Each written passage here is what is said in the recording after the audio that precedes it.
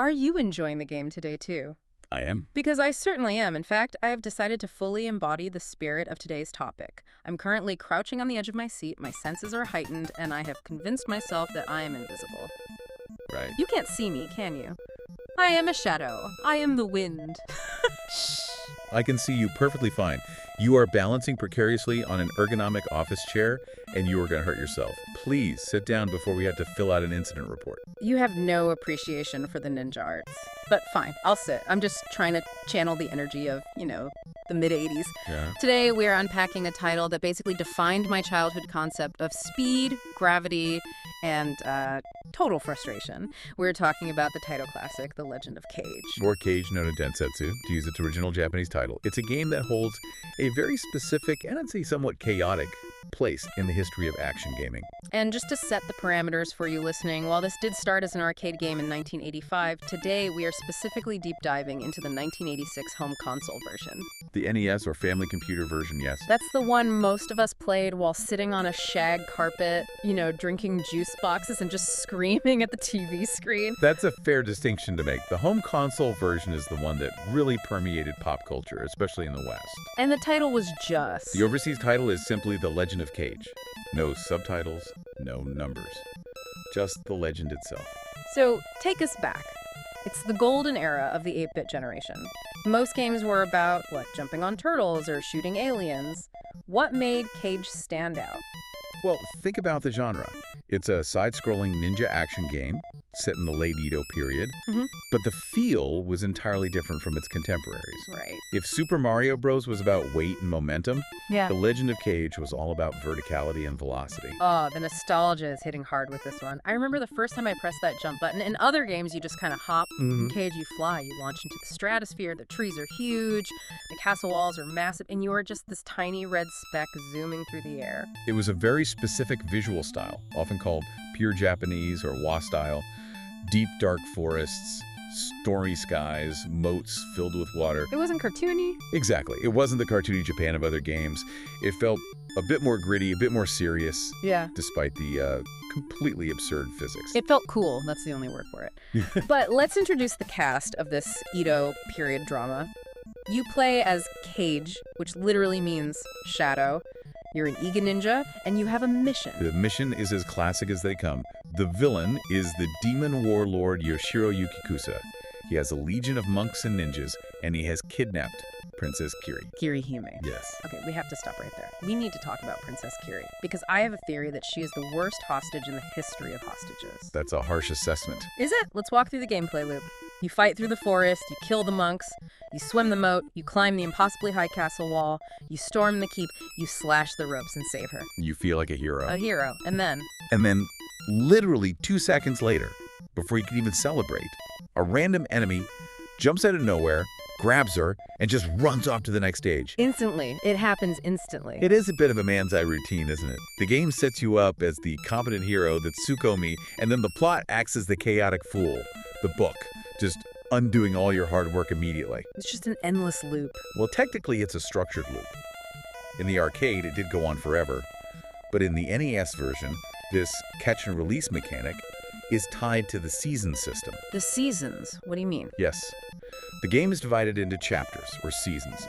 You start in the Green Leaf chapter. Once you rescue her, and she gets re-kidnapped enough times, the palette changes to the Red Leaf, or Autumn chapter. Right, the colors. Beat that loop, and you move on to the Snowy Winter chapter. So to get the true ending, you have to beat all 3 seasons. Correct. And since she gets kidnapped at basically every single stage transition, Yeah. you can calculate that out. Wait, so that means She gets kidnapped roughly 8 times in a single successful playthrough. 8 times. At that point, she's doing it on purpose. She's got to have a loyalty punch card with the villain, get Yeah. kidnapped 10 times, get a free smoothie. It's absurd by modern storytelling standards, but back then, it was just the justification to keep the action moving. The narrative didn't matter, the chase did. And the chase is all defined by the controls. We absolutely have to do a deep dive on the moon jump. Ah, yes, the physics engine of The Legend of Kage. This is what separates the masters from the casuals. It's the height. You press up and you just go way up. But here's the thing that drove me crazy as a kid. Once you jump, You are committed. Exactly.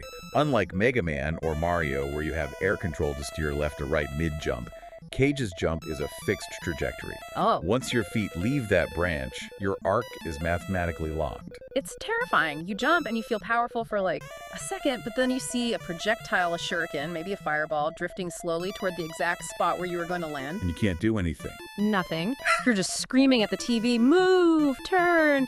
But Kage just glides majestically into his own death. It forces a very different style of play. You can't be reactive, you have to be predictive. You have to read the screen and anticipate where enemies will be before you even commit to the air. It's high risk, high reward. It's unforgiving is what it is. And let's talk about the weapons. You got the shuriken and the katana.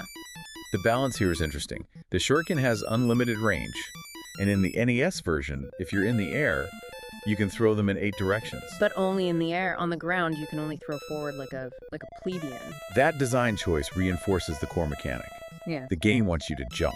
It baits you into the air because that's where you are most offensive. But also where you're most vulnerable because of that fixed trajectory. Precisely. But the sword. Oh, the sword's my favorite. It's short range, basically a melee attack. But it has a defensive property. The deflection. That sound. When a ninja throws a star at you and you swing your sword at the last millisecond, clang, it just bounces off. Yeah. That metallic sound design is iconic. We'll touch on the audio later. But that clang gave the combat a sense of real weight. It wasn't just hitting enemies, it was parrying steel. It made me feel like a samurai movie star. Until I missed the timing by a single frame and died instantly. Of course. Because Kage is made of glass. One hit, game over. That was the standard tension of the era. However, since we are focusing on the home console version, we should discuss the help that Taito gave us. The power-up items. The balls. The crystal balls, yes. These were not really in the arcade version in the same way. They were specific to the console port to add a sense of progression. And they were color-coded. If you grabbed a crystal ball, your outfit changed from red to green. The green form increases your shuriken size and allows them to penetrate through enemies, so you can kill multiple foes in a line. And if you grab another one, you turned kind of orange or yellow. I guess it depended on your TV's color tuning. That form increases your movement and running speed. Yeah. But there's a hidden mechanic to the powered-up state that a lot of players missed. The shield. I didn't realize this until years later. If you're in a colored outfit, you can take one hit without dying. Correct. It acts as a kind of armor. If you get hit, you don't die. You simply revert to the default red outfit. But, and this isn't a massive but, that caused me so much childhood trauma, it doesn't work on everything. I remember strutting around in my yellow suit thinking I was invincible, and then a monk breathes fire on me. Zap. Yeah. Dead. That is a critical distinction in the game's code. The armor protects against physical attacks, swords, and shuriken. It does not protect against elemental or continuous damage like the fire breath from the monks. The yobo. It felt so unfair. I have the magic suit. Why am I burning? It teaches you to never get comfortable. And speaking of magic, we have to mention the other orbs. The gray one gave points, the blue one was a 1-up. But the red orb, the Jutsu Maru, that was the chaos bringer. It gave you ninja magic. You could get the shadow clone jutsu, which made you invincible for a bit, or you could get the Ashura technique. The Ashura. That's the one that turns you into a human machine gun. You throw shuriken in all 8 directions at the same time. It looks incredible, yes. You just fill the screen with projectiles. So cool. Visually, yes. But technically, it had a flaw due to the NES hardware. The system has a sprite limit. It can only show so many objects on screen at once. Oh, I see where this is going. If you throw 8 shurikens at once, you hit that limit immediately. You can't throw another volley until those 8 leave the screen. So if you miss your target, you're actually defenseless for a few seconds while your stars slowly drift away. So the ultimate weapon actually lowers your fire rate. That explains so much. I thought I was just jamming the button wrong. No, you were just fighting the hardware limitations of 1986. Amazing. Okay, now we have to talk about the single most confusing, frustrating, and memorable part of the NES version, the boss battle. Specifically, the butterfly. Yes. The showdown stage mechanic. This is probably the biggest difference between the arcade and the home console versions. You gotta picture this. I'm 7 years old. I fight my way all the way to the boss. He's this menacing warlord. I start attacking him. I slash him. I throw stars at him. Nothing happens. He doesn't even flinch. Not at all. He just kills me. I try again, same result. I honestly thought my game was broken. In the arcade, you just fought him directly. But for the console port, the developers added a puzzle element. There is a butterfly flying in the background of the boss arena. A butterfly. A tiny, innocent-looking insect just fluttering around the top of the screen. You must kill the butterfly first. Once the butterfly is destroyed, the boss's magical defense is broken, and only then does he become vulnerable. Who came up with this logic? To defeat the Demon Lord, you must first swat them off. It makes no sense. It was a way to extend the gameplay time and add difficulty. It was mentioned in the instruction manual, but as you know, most kids who rented the game never saw the manual. Exactly. Without that knowledge, the game is literally unbeatable. It's evil genius design. You have to take your eyes off the deadly ninja trying to kill you so you can go and chase a bug. It just adds to the chaos. And that chaos is really the core of the game's evaluation when you look back at it. Let's talk about the good and the bad. The good is definitely the aesthetics. And the sound. We touched on it, but that music. The music is composed by Hisayoshi Ogura of Taito's legendary house band. The main theme, Run, is a masterpiece of game audio. It's not just a melody, it's a rhythm. That dun-dun-dun-dun, it sounds metallic. It actually sounds like running. In the arcade, they used FM synthesis to get a very sharp percussive bass. Even on the NES, which had much weaker sound capabilities, they managed to preserve that driving bass line. It creates a slow state. The music matches the frantic pace perfectly. It hypes you up, it makes you want to go fast. But then we have the bad, or the controversial. We must return to the monks, the yobo. Right. In the arcade, they breathe fire like a flamethrower. It was short range, you could handle it. But on the NES, they were changed into snipers. Snipers is the perfect word. They shoot fireballs that travel horizontally across the entire screen. And remember, you can't block fire with your sword. This change fundamentally alters the gameplay. In the arcade, you could engage them. On the NES, you were often killed by a fireball entering the screen from a monk you can't even see yet. It feels so cheap. You're in midair, committed to your jump, and suddenly, wham! Fireball from off-screen. It reinforces my feeling that the game hates me personally. It just reinforces the game's philosophy. Hesitation is death. You cannot camp. You have to keep moving vertically to avoid those horizontal fire lanes. Cruel. But I kept playing, we all did. Why? Because the loops are short, the restart is instant. It has that just one more try addictive quality. Now, here is where it gets really interesting. In our research for this deep dive, we found some trivia that honestly sounds like a lie, but it's true. The noodle soup version. Yes, the Yamaki Mensuyu promotional version. A ninja game promoting soup stock. It was a prize campaign in Japan. Yamaki's a food company. They released a special version of the Famicom cartridge that has the Yamaki logo on the sticker and the box. Was the game different? Did Kage throw onions? Did the princess turn into a shrimp tempura? Disappointingly, no. The software is identical to the retail release. It's purely a branding variation. But because it's so rare, it is now a highly sought-after collector's item. I love the marketing logic of the 80s. Kids like ninjas. Ninjas probably eat soup. Therefore, soup sells games. It's a leap of logic, but there it is. Speaking of leaps of logic, we should probably mention the movie. Oh, wait, there was a movie, a Legend of Kage movie. Yes, a live-action film was released in 2005.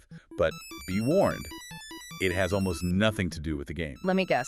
No high jumps, no butterfly. The main character isn't even Kage.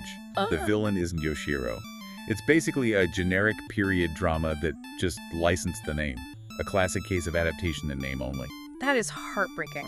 I wanted to see a live-action actor jump 50 feet into the air and get stuck in a trajectory he couldn't change. Well, if you want a more faithful follow-up, you should look at The Legend of Kage 2. As in the number 2, not a Roman numeral. The number 2, yes. It was released on the Nintendo DS in 2008. 2008, that's more than 20 years after the original. It was a long wait, but it was developed by Lancars and Taito, and it is excellent. It kept the speed and the verticality, but it modernized the controls. You had wall runs, air dashes, actual skills. Yeah. It showed what the concept could look like without those old hardware limitations. I completely missed that. I need to check it out. But for people listening who want to play the original right now, where can they find it? It is very accessible. The original arcade version is available on the Switch and PlayStation 4 through the Arcade Archive series, which is great because you can hear that original FM sound chip. And for the NES version we've been focusing on. It often appears in compilations like Taito Milestones. It's not a lost game by any means. Okay, final thoughts. The Legend of Kage. It's a game where the princess is in an infinite kidnapping loop, the physics hate you, and the bosses are protected by butterflies. And yet it remains a classic.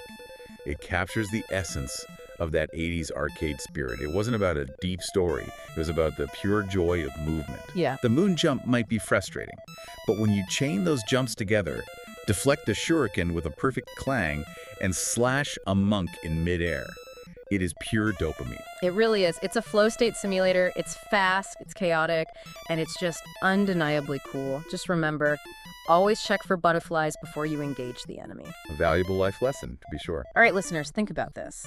In a world where the princess is trapped in an endless cycle of capture and rescue, is it possible she actually enjoys the attention? Or is this just the world's most extreme game of tag? Something to mull over. A philosophical question for the ages. Will the game be fun tomorrow, too? Have a nice gaming,